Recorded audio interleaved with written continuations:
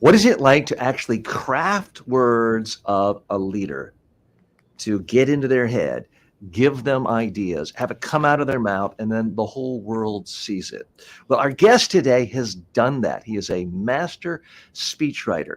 Now, this is an arcane craft that few people have mastered. I've tried before, and frankly, wasn't very good at it. So I'm especially happy to have our guest today.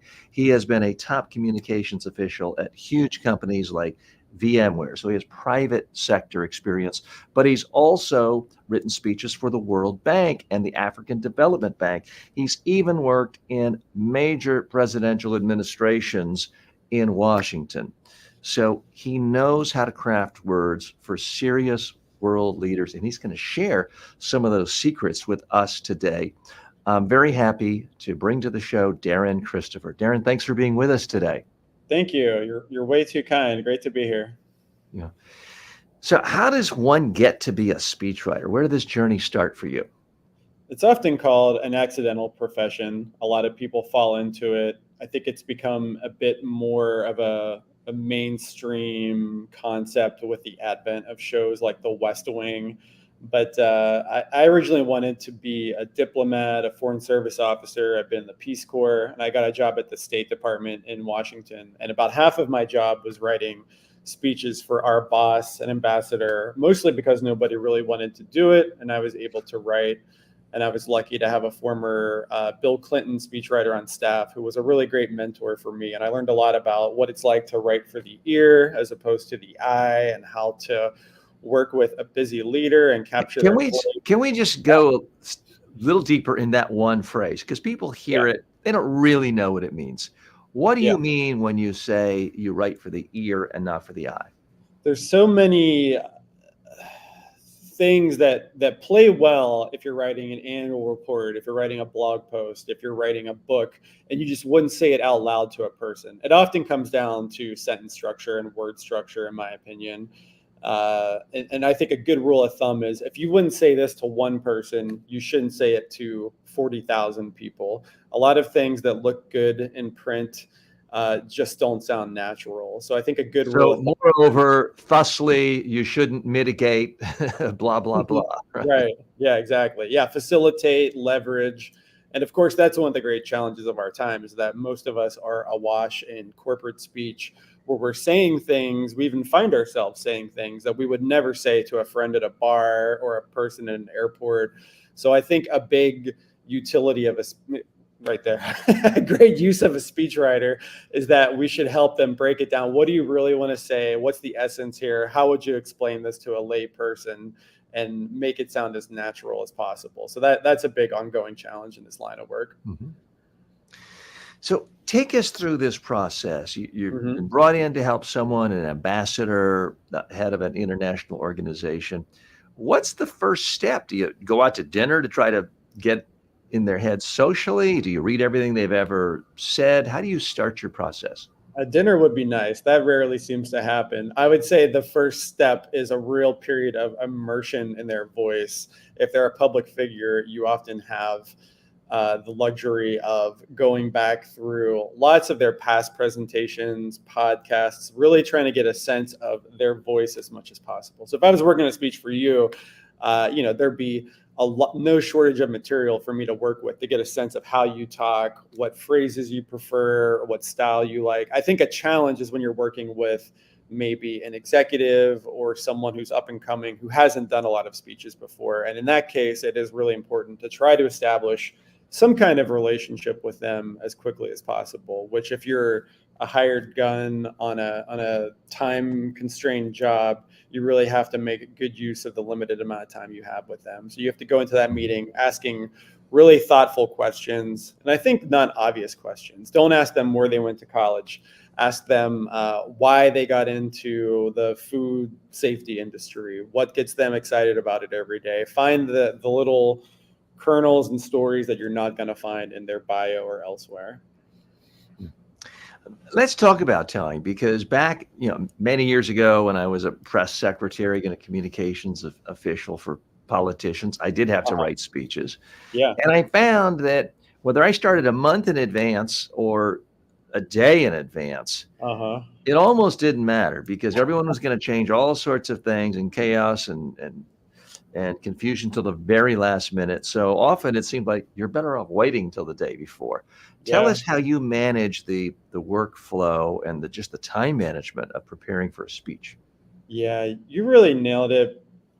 The person you're working with, to a large extent, you need to adapt to their style. And some folks do not have ideal styles for work-life balance. I had a tech executive I worked for once, and his chief of staff just came out and said to me he enjoys stress, which means we would have a large product industry keynote going on in Vegas, thousands of audience members, lots of slides, and he'd be tinkering with things not only the night before but the morning of. So I think a big part of the job is, I think, number one, developing a thick skin and a little bit of a sense of detachment. You want to bring your best, you want to do right by them, but you have to accept that some people just have styles and approaches that aren't conducive to the tech people, to the poor graphics people, all those people who are involved. So I think you have to not get too emotionally wrapped up in what's going on. And I think I'd say number two is try as much as possible to push back on bad practices like that. I think the benefit when you're, if you ever, I've been both in-house, I've been a consultant. I think the benefit of being a consultant, and I'd love to hear what you think, is that they expect different ideas from you. So you can maybe push back and say, we really should lock this thing up 2 weeks in advance. And it'll benefit you. I mean, part of the beauty of being a consultant is you can say exactly the same thing as the in-house person has been saying for 2 years. Yeah. And the principal, that's a brilliant idea, Smithers. How come you never told me that? Yeah.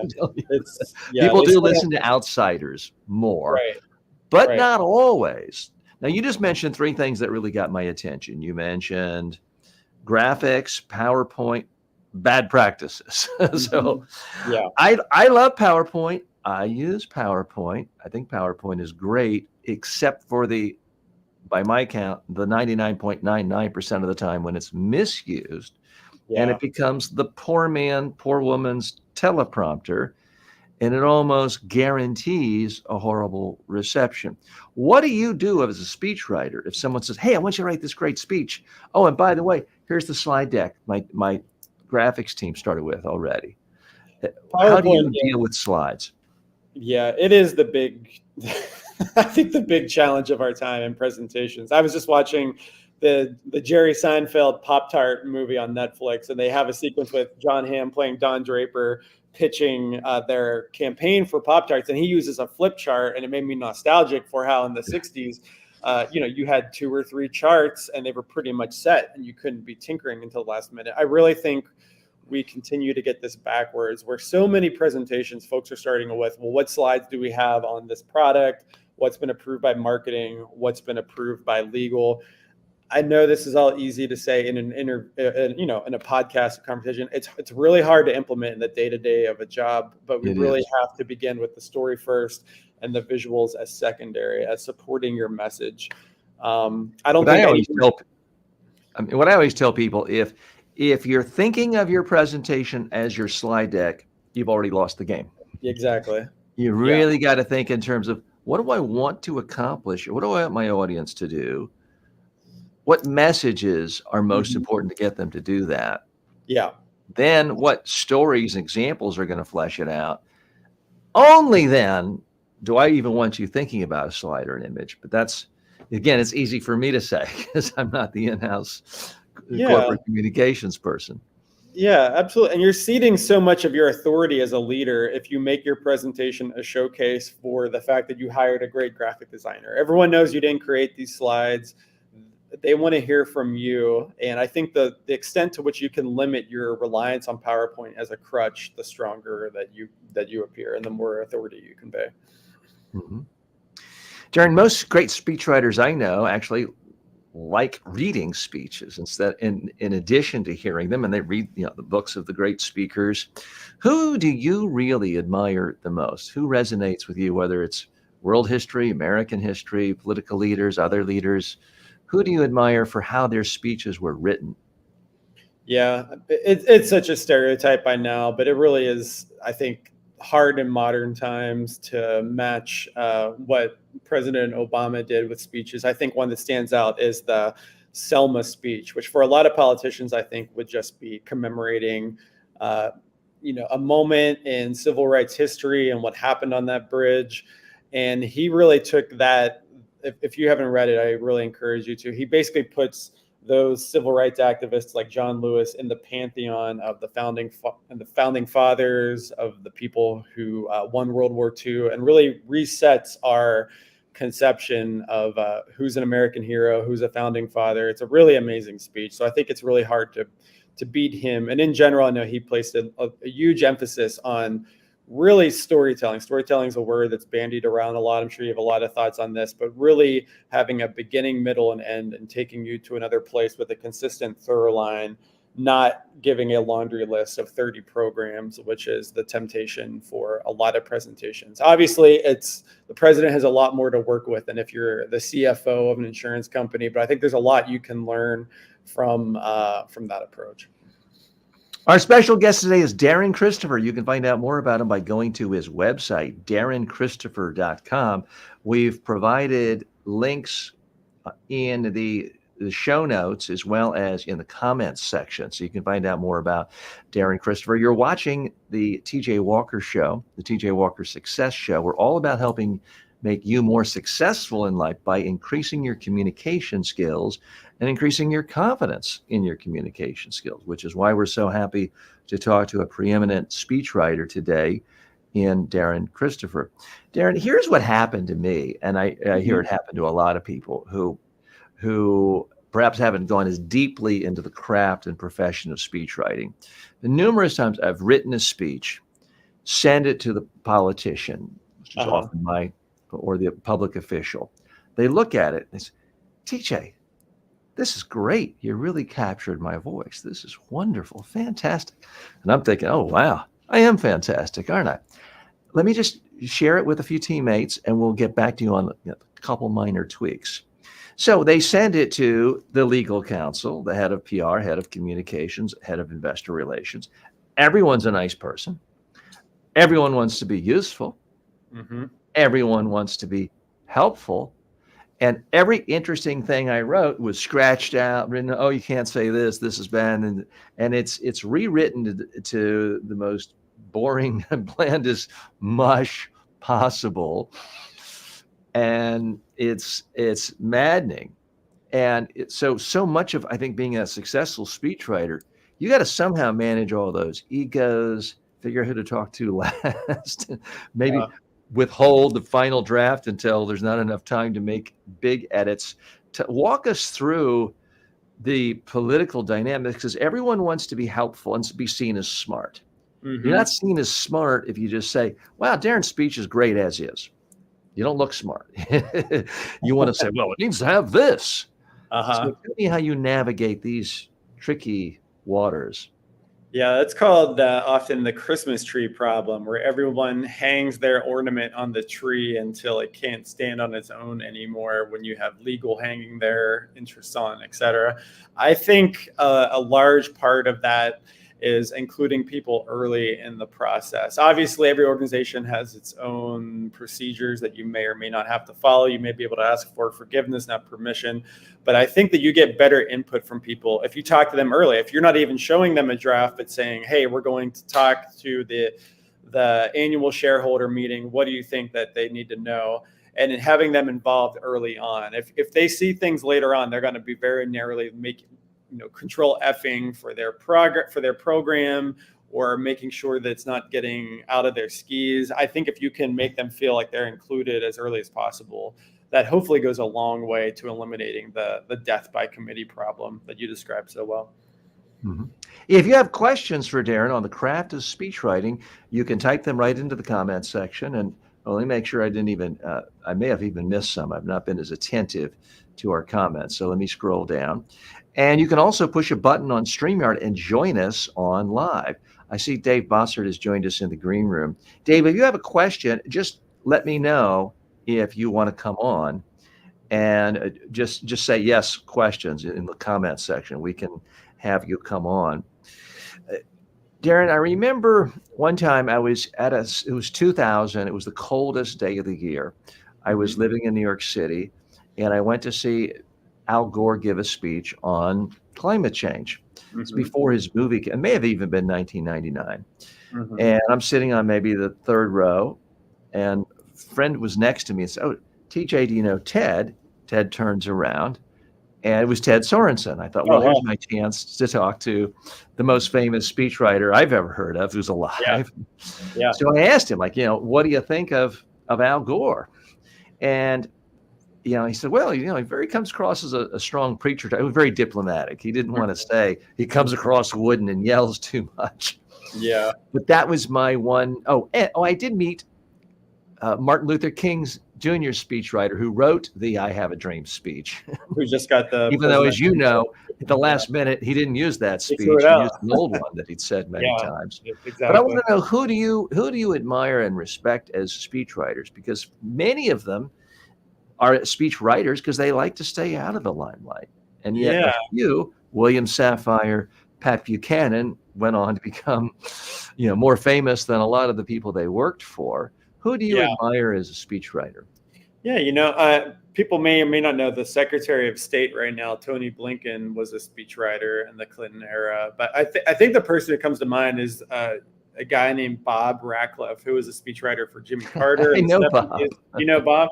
Yeah, and he's I think what I admire about him is that he then went into politics himself. He was a county official in Florida, ran for Congress. I know he does a lot of work on voting rights in Florida. So I think I like the trajectory of his career because it reminds me that you really are, you're not just the guy taking down the words in the ideal case. You should be a thought partner and an advisor to your boss. And he was able to, parlay that into being a leader himself. So I think that's one Yeah, reason why. very. And I've not talked to him in decades, but I did meet him in 1986. I had just Oh moved wow. to Tallahassee, Florida, where he had moved, and I Yeah. was a communications official for a government official. And I believe we hired him to do some No work kidding.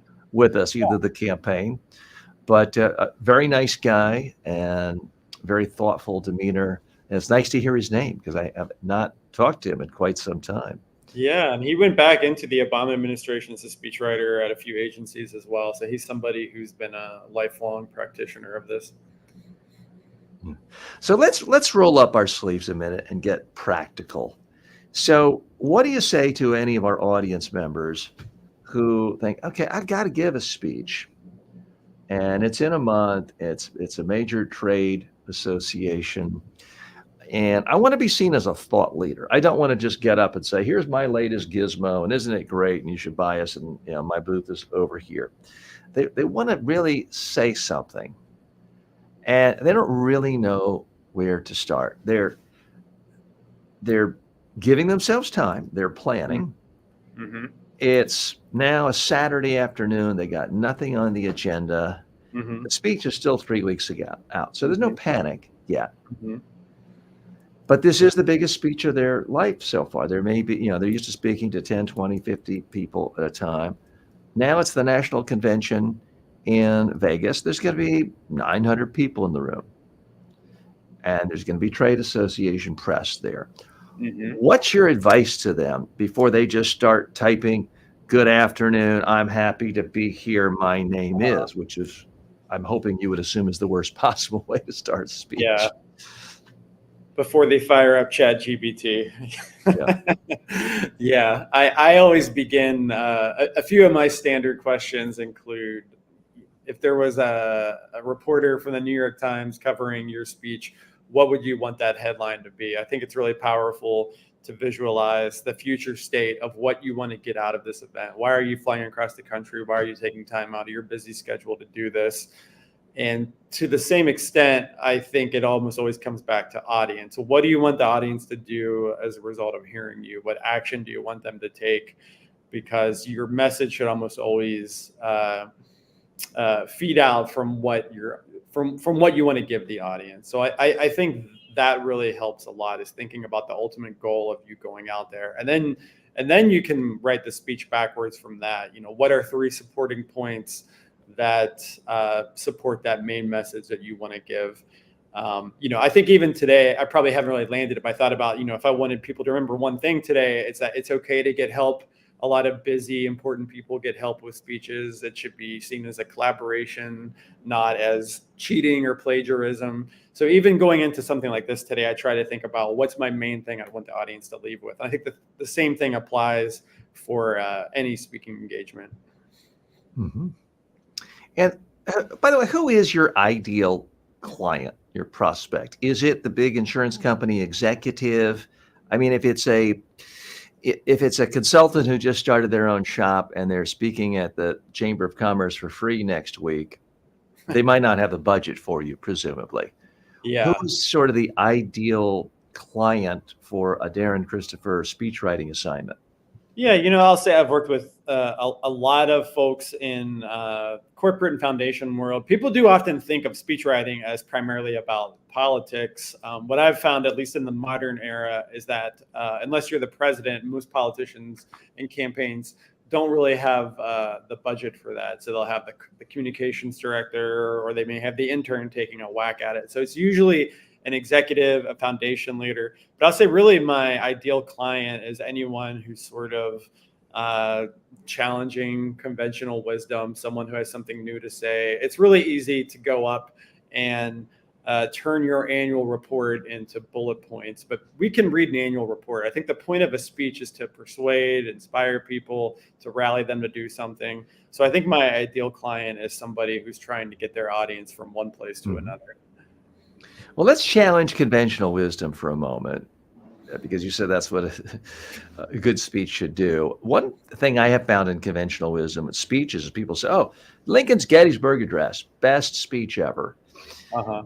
But then I ask people, what do you really remember about it? 70 and so, well, what does that mean? And it's very rare I find anyone who really takes that much away from it. And I also find many people learn the wrong lesson. They say, well, it was only 2 minutes long. The speech after that was an hour.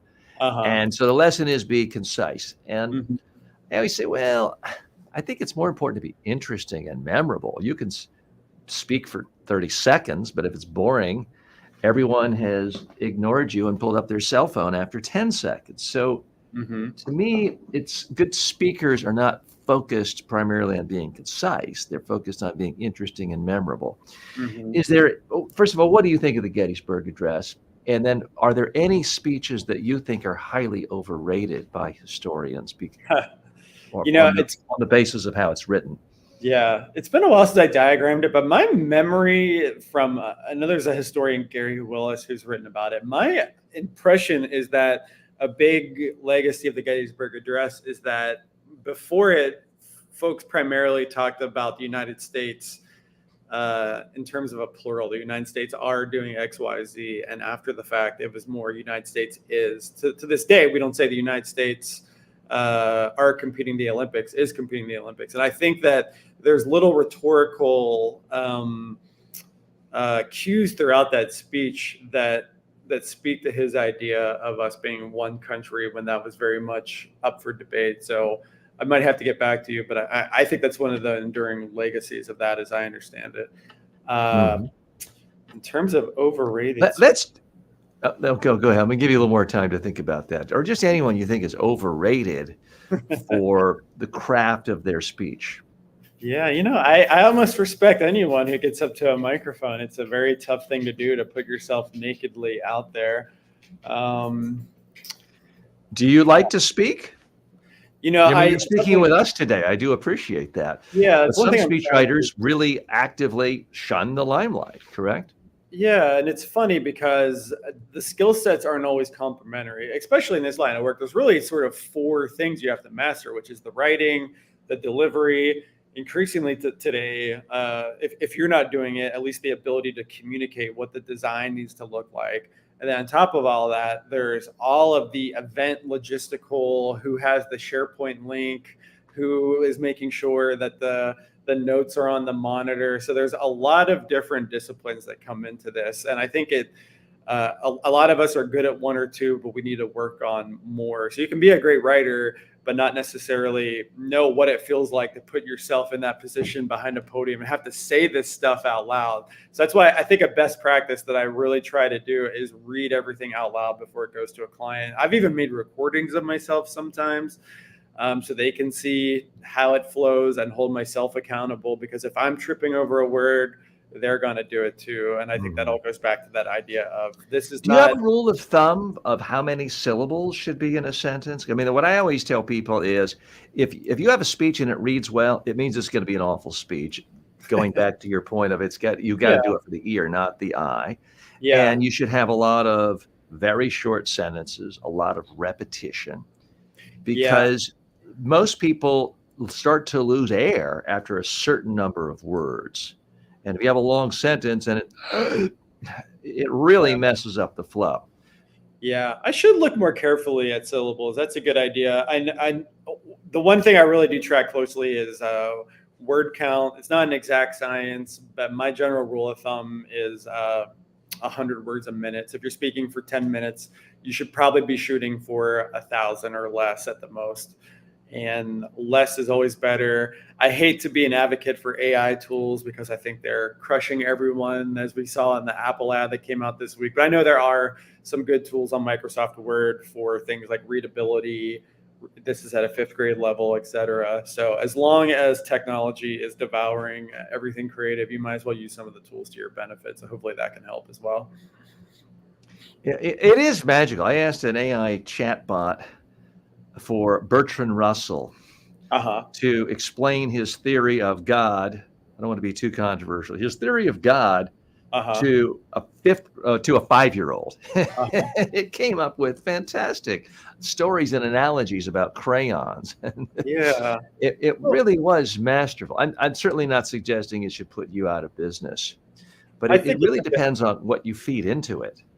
Yeah, it's a useful tool for sure. It's good for brainstorming. I think it can do a good job at first drafts of things. If I have an interview that I want to turn into a blog post, it can do a first pass.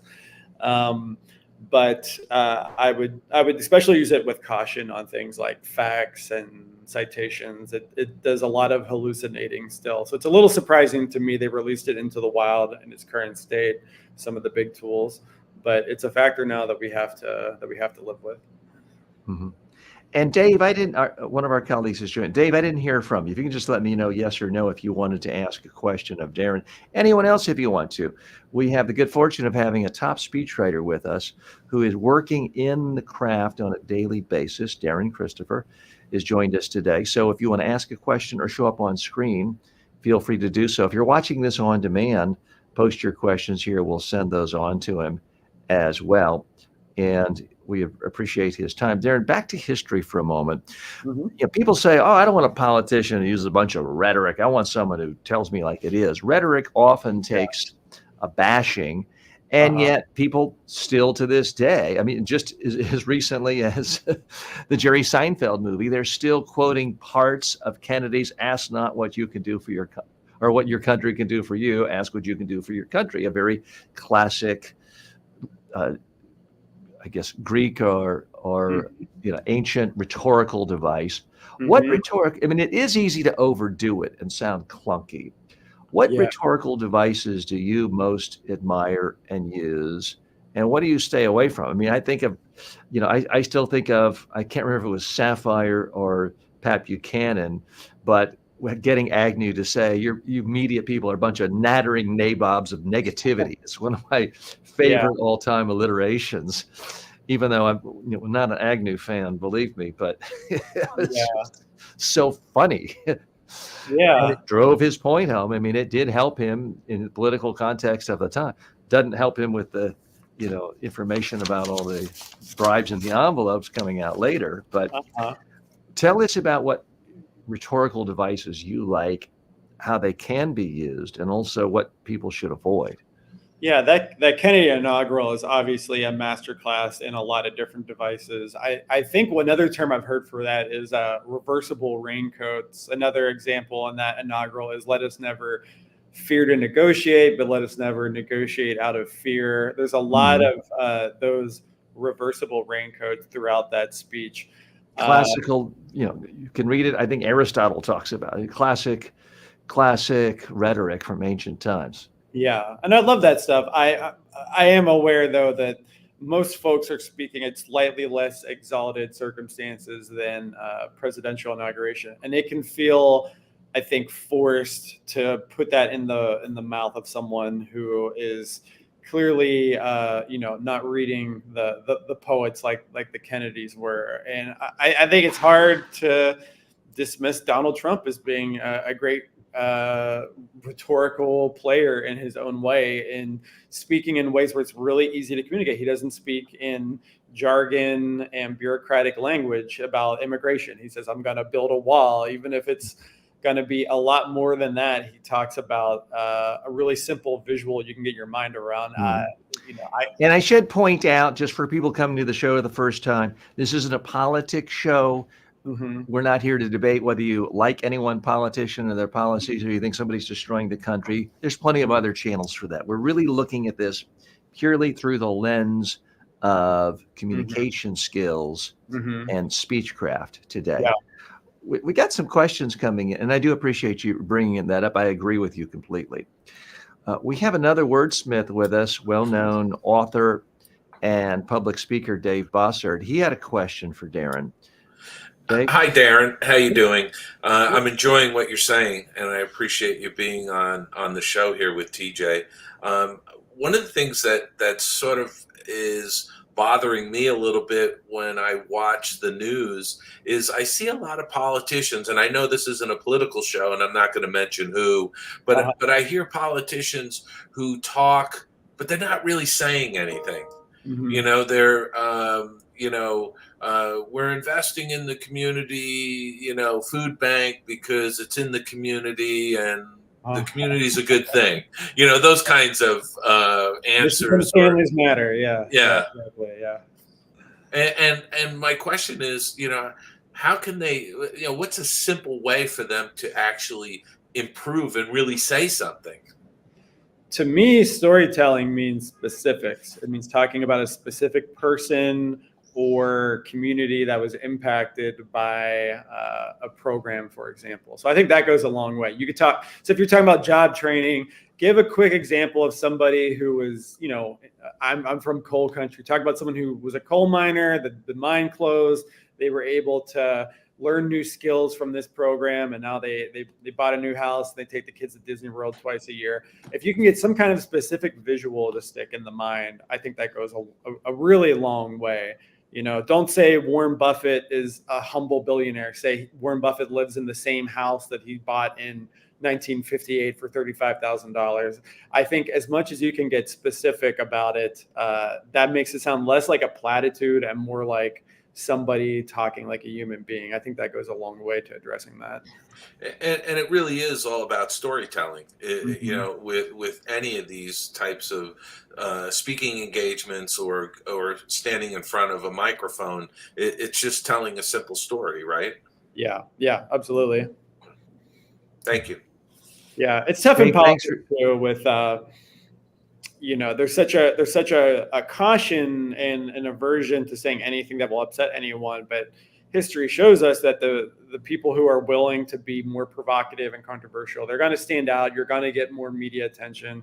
So it doesn't really make sense in this day and age. Thanks. Dave, thanks so much for stopping by, and please stay in the green room and join us again if you have more questions. Daron, how much do you think about the scrutiny? Because I've seen it before where a politician will say a certain story when they're at one level. If you're running for city commission or state legislature, there's not a lot of scrutiny in what you say. And even at congressional level, at George Santos, you can get away with pretty much anything, especially with the erosion of modern media. But at some point, the level of scrutiny comes out. And people tell stories, as you know, human memory is very malleable. You tell a story, you tell a little bit differently each time, and 3 years later, you've met with the head of North Korea, the president of North Korea. It just becomes your reality. Right. And then someone checks you on it, like, oh, that never happened. I mean, that happened to Brian Williams, the former NBC anchor. Yeah. It's happened to, I mean, it happened to almost anyone. Yeah. It happened to Hillary Clinton, Yeah. where she kind of Biden said something like that. misremembered Yeah. gunfire. And I think, and I'm not being partisan here, I think with all of them, including the most recent example with the, the North Korea thing, I don't think the intent was to mislead or make themselves look better. I actually think human memories are all fallible. Mm-hmm. When you're writing a speech, you have access to stories politicians have told. Mm-hmm. And I mean, this famously happened to Joe Biden. You're probably too young to remember, In but 1988, the coal mining. I was following the campaign and trying to figure out if I want to go work with someone. And Joe Biden got caught telling a story where he didn't, as he had done numerous other times, mention he was talking about someone else, not himself. Yeah. Because you tell the story so many times, hey, you're short on time, you leave that out. I don't, it's not a partisan thing. I think it's a human memory issue. Yeah. As a speechwriter, what do you try to do to document or vet that? Because if you're a low-level bureaucrat, you can get away with all sorts of things. If all of a sudden you're announced as the new president of the World Bank or a major institution, there's Yeah. going to be a lot more scrutiny. Yeah. I've learned to be careful. I had a boss at the Department of Energy who used to say we were the largest funder of clean energy innovation in the world. And he said it everywhere. So I started putting it in speeches. One day someone asked me, what is the source for this? And that was much earlier in my career. And I said, the source is he has said it 40 times. And then when we really went through all the mental math on it, we really started to put a lot of qualifiers on there to avoid having a media problem at some point. And I think this is the downside of the mantra that we've all heard about the power of stories, is because real life is messy, and it helps to compress stories and jazz them up at times. So I think what I would say is just the job comes down to a lot of research, having your sources, and really making sure that if you have I think about it a lot in terms of the statistics and in terms of, research we're citing, but really just making sure that you can answer for your boss and for potential journalists, what the source is of everything in a speech. So it's definitely something to be cognizant of. What sort of speeches do you enjoy writing the most, and what are the least enjoyable? I mean, to me, that to have to, and I haven't written a State of the Union address, but a State of the Union address seems like the hardest thing to do, because it's so hard not to make it this incredibly boring laundry list. Yeah. How do you feel? Yeah, and there's so many speeches, I think, in the corporate world that are very similar to that, when it's the annual product launch and there's so much business you have to get through that it becomes really hard to have a consistent story. I'm always hearing every year that the talk of doing the State of the Union in a different way, maybe focusing on one theme or one story. But the fact Never is, happens. yeah, and it's the biggest stage for the president every year. It's their biggest chance to get through to people who aren't politically dialed in all the time, to get off all of their pet proposals. So it makes sense. I mean, honestly, it sounds morbid, but I think eulogies are really powerful. I've done a few. I've helped people with a lot, and I think it helps me keep things in perspective. And that's a time when folks are definitely going to be paying attention. They're going to be dialed in. People, and they almost always happen quickly. You usually have 4 to 5 days, so there's not a lot of endless back and forth. And I think just the project of trying to capture the essence of somebody, and maybe not eulogies especially, but the moments after death. You think of Reagan's Challenger speech. People still talk about that. It was, I'm assuming it was the same day, but he really connected and resonated with the country emotionally. You think of RFK, the real RFK, after Martin Luther King was assassinated. Yeah. And his speech on the back of a pickup truck, quoting Aeschylus. And people still remember that. So it is a moment to really shine. Yeah, and that's a speech that defies all the conventional wisdom. No speechwriter would tell you to go out to the inner city and quote a Greek poet.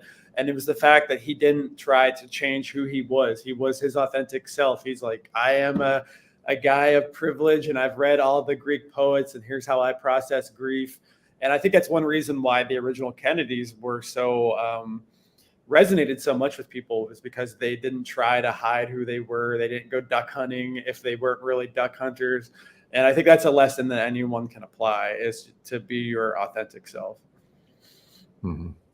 Well, that's a topic for a whole another show. On the one hand, I agree with you. On the other hand, I'm not going to mention names, Uh-huh. but there is a well-known political figure in a certain large democracy who paints his face orange, Uh-huh. does the crazy, bizarre things with his hair. And in my mind, you could not create a less authentic human being in the world. He's been very successful, but we're going to table that one for another day. Daron, what resources do you consider essential for your library as a speechwriter? Are there certain books that, books of speeches, books by speechwriters like William Safire? Are there other things that you think are just essential for a speechwriter to have in their own personal library? Well, this is a great racket because you can rationalize reading or watching TV as research, as collecting creative material. I try to read widely. I do have a physical copy of Bartlett's. Whenever I'm really stuck, I can go look for quotations there. I don't have a book for this, but one thing I try to do if I'm really stuck is I'll look at the date of what happened on a given speech. And there's often something that resonates. I think I was doing a hunger speech, and it was the same day of Bobby Kennedy's birthday, and he obviously had done a lot of work on hunger. So there was a hook there we could work in. So I think really just trying to read widely, think about the context of history. I think a lot of those resources have been useful to me over the years. Obviously, artificial intelligence, ChatGPT, can just throw out garbage that's factually not correct and make someone sound really clunky. I'm wondering if with any of your clients you've experimented with AI that essentially models their thoughts. I mean, I've only been doing this for about a week and a half, but I've created a digital clone of myself that is ingested thousands and thousands and thousands of YouTube videos I've made including speeches over the last 18 years. It includes thousands of videos from my courses. So if I plug it in and say, give me a story about such, or give me a short speech on this, it's kind of blowing me away because it's using examples and stories. Half of them I forgot. Yeah. So it wasn't until our conversation now, it made me think that would be incredibly, I think, useful, not to replace speechwriters, but as a starting point. Yeah. If you could assimilate everything a politician has ever said and have that as a starting point for a draft and say, okay, we're doing a speech on such and such. How would Senator Smithers talk about this topic, and this topic consistent with his history? And what are some of the best examples, stories he's given? And this is going to be an hour speech. As a starting point, to me, that would be fascinating because then you'd really see how they think in their words, but crafted in a speech. Are you working with any clients who are trying to use AI in this sort of way? Well, this is why I need to start thinking about retirement soon, probably.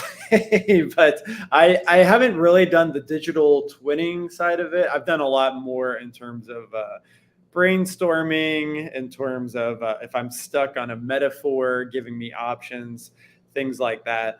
I think it's a great idea. I will say just, AI is limited to what people have already said. It's working with existing human intelligence. So I think that where it falls short is coming up with surprising connections. If you're doing a speech about corruption in Latin America today, you may be able to get some really interesting story or insight if you brought in what was happening on corruption in Africa, 200 years ago. And ChatGPT is probably not going to come up with that unless you prompt it. So I think there's it does raise the question, though, how much of a good speech is often recycled? Ronald Reagan, and we're bipartisan here in terms of who we're using as examples. Reagan's a perfect example of a great communicator. I mean, Reagan, to his credit, notoriously kept on 3x5 cards every speech notes from everything he said, his old commentaries.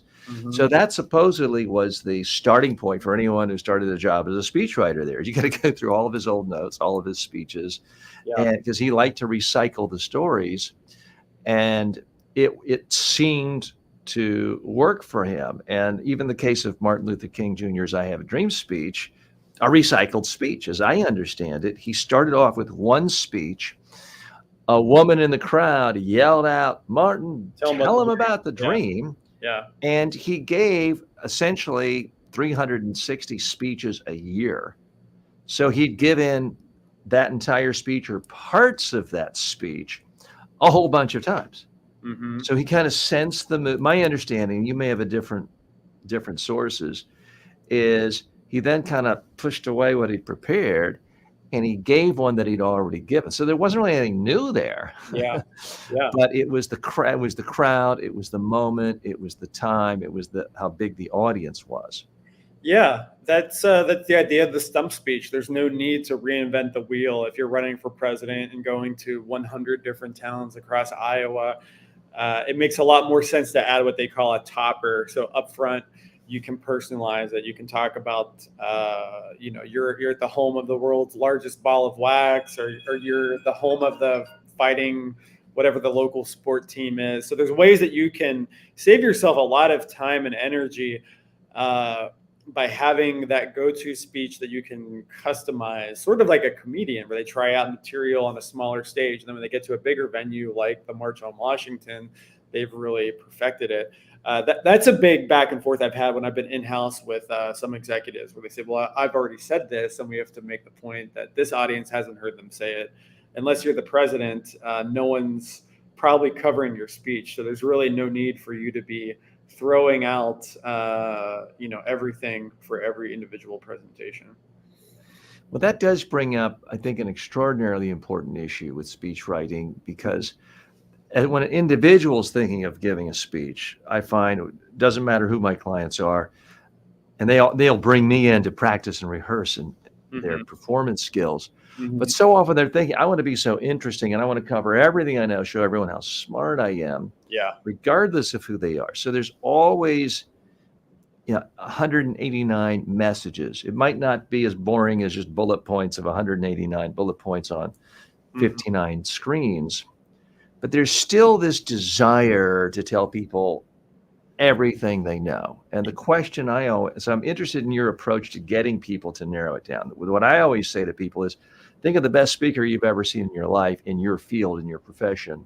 Now, tell me every message you remember from that one speech. How many is it? And often it's, nobody in my industry is any good.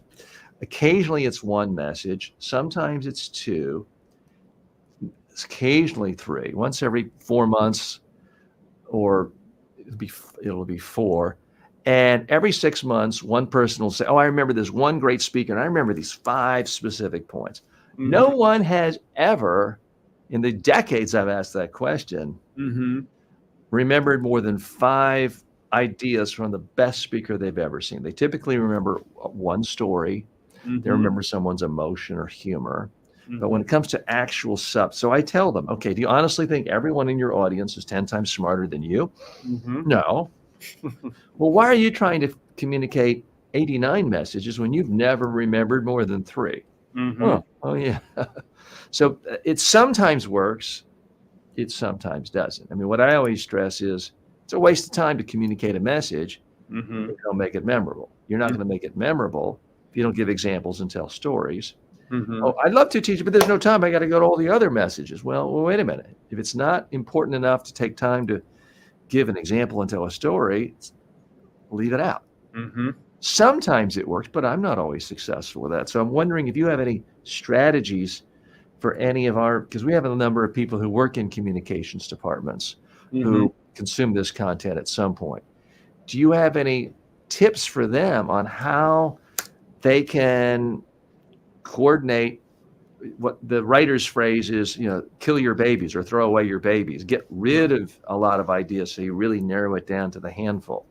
Yeah, I think of a few things that come to mind. One is actually having real rehearsals. A lot of rehearsals with executives become them flipping through the slides and continuing to make edits to them. But I think if you can get the discipline to set a timer, to have people sitting in the audience to try to represent what it's going to look like. Sometimes I'll show them a photo of here's what the conference looks like to help get them in that mental space of here's where you're going to be, and then time them doing it and show them this is what's going to happen if you're trying to cover, your 5 to 7 key points instead of your 1 to 3.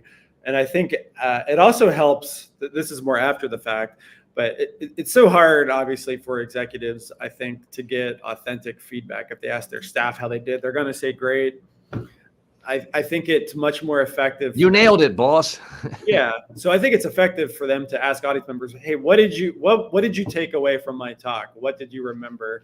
Mm-hmm. And I think those answers are pretty instructive. And they see then how quickly that 2 to 3 weeks of preparation is boiled down to a single sentence or two.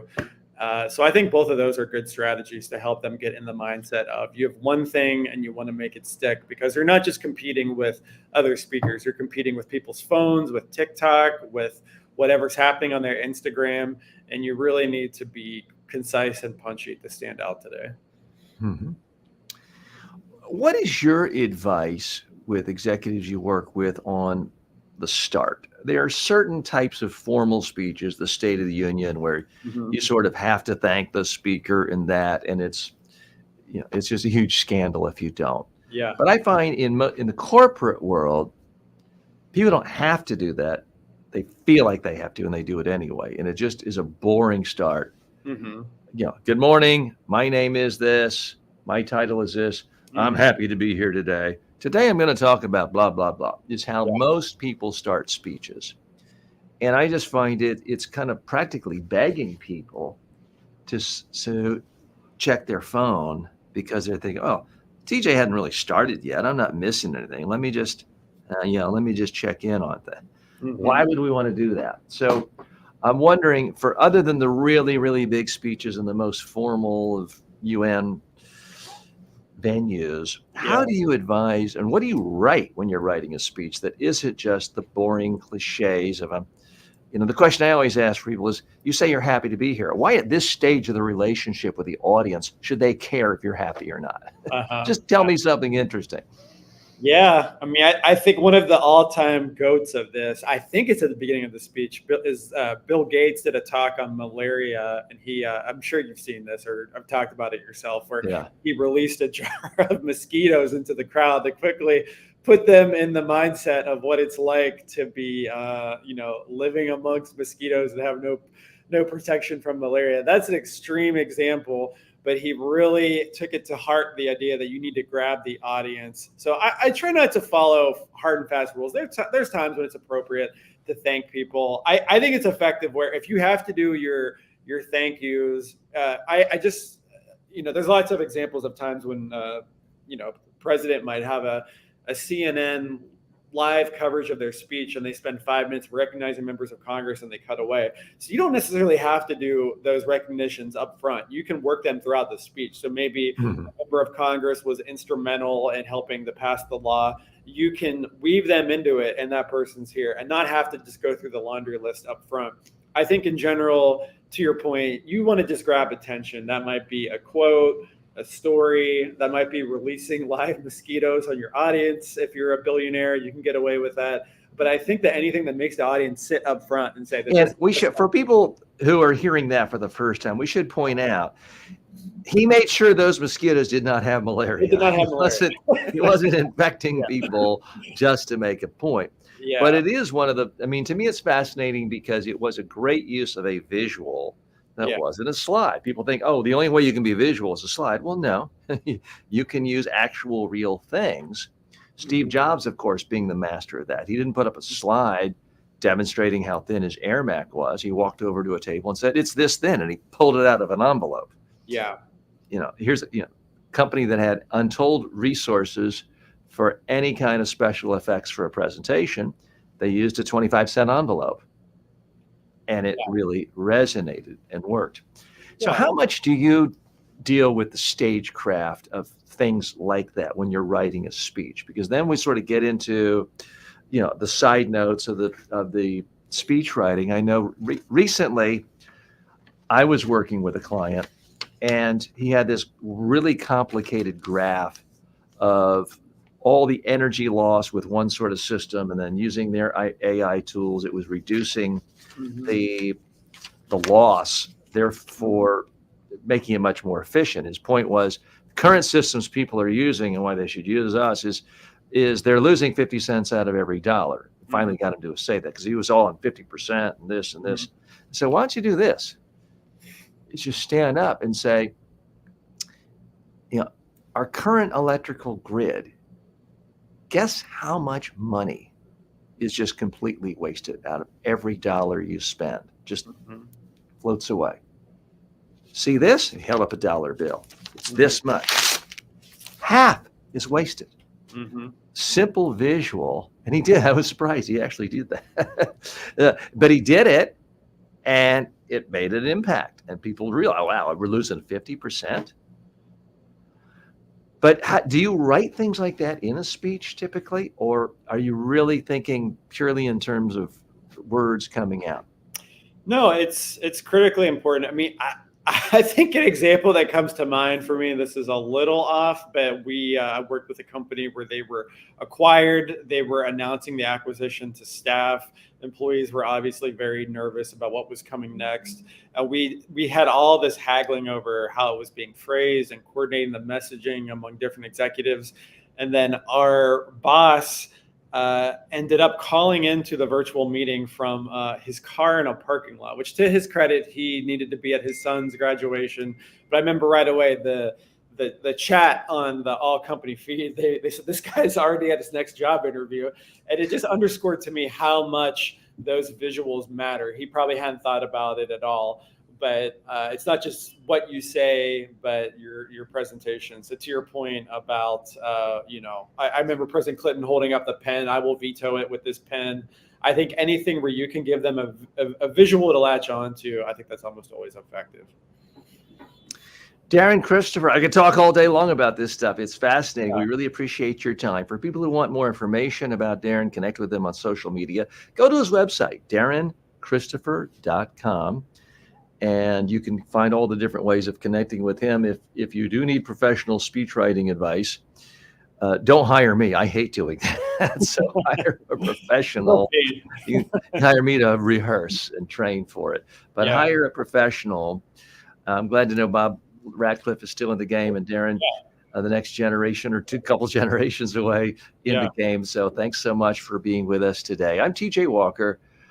Join us here again. We'll be live Monday, 9 a.m. to noon, live Monday through Thursday, 9 to noon, and then coming to you every single day with 3 different mini speeches of sorts that are right in my own head in the form of shorts, YouTube, TikTok, social media shorts, and then longer form video. So please check those out. Thanks so much. And thanks again, Daron. Thank you.